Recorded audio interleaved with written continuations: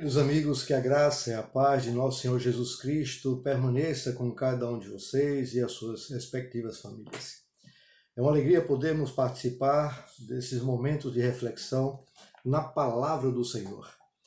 E para iniciarmos essa reflexão, gostaríamos de convidar você para que acompanhe o texto que está no Salmo 8, versos 3 e 4, que nos diz o seguinte: Quando contemplo os teus céus, obra dos teus dedos, e a lua e as estrelas que estabeleceste, que o homem que dele te lembres, e o filho do homem que o visites.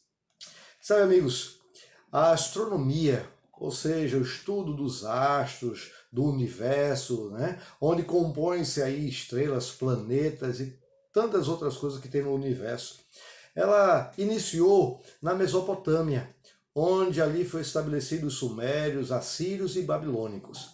Interessante que de lá para cá a astronomia vem se desenvolvendo. Ela tem o seu lugar, tem a sua importância. Mas o interessante, queridos, é que muitas vezes a ciência quer apresentar ou quer confirmar aquilo que a palavra de Deus há muitos anos tem confirmado. O mundo hoje está numa divisão entre o criacionismo e o evolucionismo.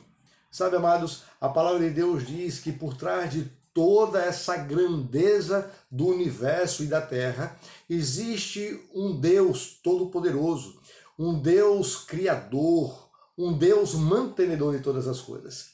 E queiramos ou não acreditar ou crer na sua palavra, Deus continuará estando por trás de todas as coisas criadas, porque Ele é criador.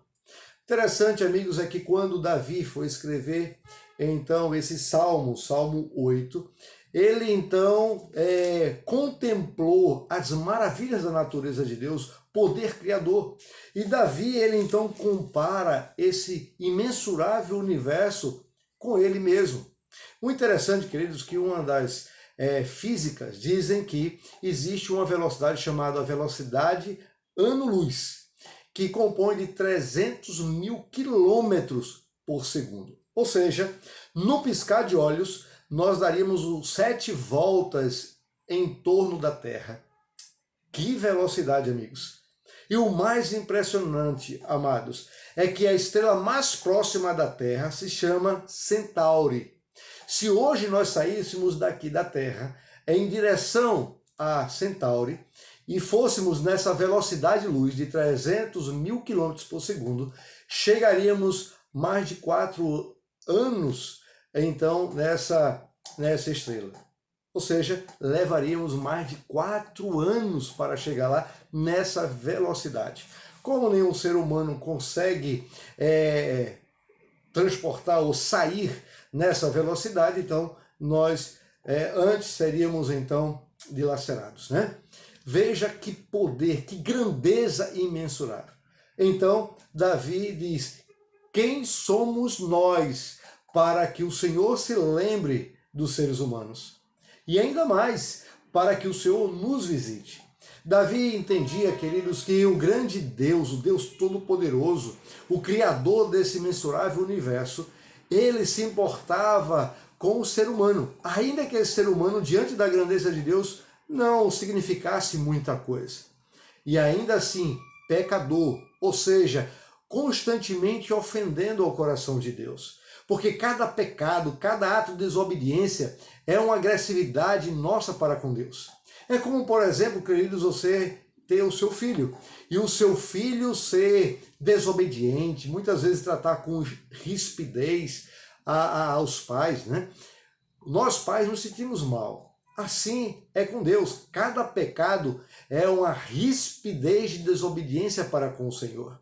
Mas ainda assim Deus nos ama de tal forma que Ele deu tudo o que Ele tinha, o seu Filho amado, para vir a este mundo, tornar-se um de nós, para que nós pudéssemos em glória nos tornar a semelhança de nosso grande Deus. Portanto, quem é o homem para que Deus lembre de nós? Interessante, queridos, que sobre a grandeza de Deus, nós podemos entender que Deus, ele é absoluto em sua soberania, é incomparável na sua instrução, e é perfeito na sua santidade. Que maravilha! Deus Todo-Poderoso, que se tornou pequeno para que nós que somos pequenos, pelo seu poder, nos tornássemos grandes. E é justamente isso que nós podemos encontrar na vida de vários personagens bíblicos. Quem era, por exemplo, queridos, o próprio Davi. Davi era um pastor de ovelhas. Para os judeus, ser pastor de ovelha era uma profissão ou era uma função mais simples, mais humilde que tinha. Ele deixou de ser pastor de ovelha para ser rei de Israel. E por que Deus pegou este homem tão simples? Porque Deus pega as coisas simples, porque são justamente pessoas simples que estão mais abertas, estão mais vulneráveis ao poder e à presença de Deus.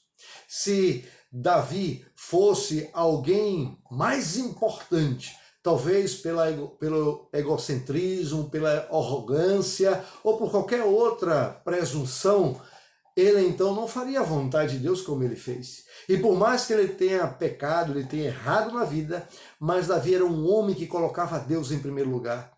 O primeiro ato de Davi quando se tornou rei foi justamente trazer a arca da aliança para a capital de Judá, que era Jerusalém. Ou seja, ele não poderia reinar se Deus não estivesse ali presente. Foi justamente Davi que, quando estava na varanda do seu palácio, olhou para a casa de Deus, que era uma tenda, e ele disse: como eu posso viver em palácio se o Senhor vive numa tenda? E foi ele que então desejou criar o templo ali de Jerusalém. Porém, como ele era um homem de guerra, Deus não permitiu que ele então construísse e disse que ele deveria orientar o seu filho Salomão para que então construísse o templo. Mesmo orientando, Davi preparou todas as coisas. Todo o material Davi havia preparado. Quando Salomão então agora passa a ser rei, ele tinha todo o material, tinha todo o projeto e agora ele cumpre aquela determinação e aquele sonho e desejo do seu pai Davi. Portanto, amigos, nós não somos nada, mas esse nada que nós somos é tão importante para Deus que Ele faz de tudo por você e para você, para que então estejamos salvos, sejamos à semelhança dEle, como filhos obedientes, como servos que cumprem a ordem do seu Senhor. Que Deus te ilumine e que você possa entender que o nosso Deus nós não conseguimos definir, porque Ele é grandioso, Ele é poderoso, Ele é imensurável e a nossa mente finita jamais vai compreender o infinito. Mas mesmo assim, sendo nada, Ele se importa comigo e com você. Portanto, amigos, levante sua cabeça se você está passando por um momento difícil. Lembre-se que maior do que os seus problemas é o Deus no qual você deve confiar. E assim Ele fará proezas, maravilhas na sua vida, assim como Deus tem feito na minha vida. Que Deus te abençoe e que Ele dê maravilhosas bênçãos para você e sua família. Amém. Que Deus te abençoe.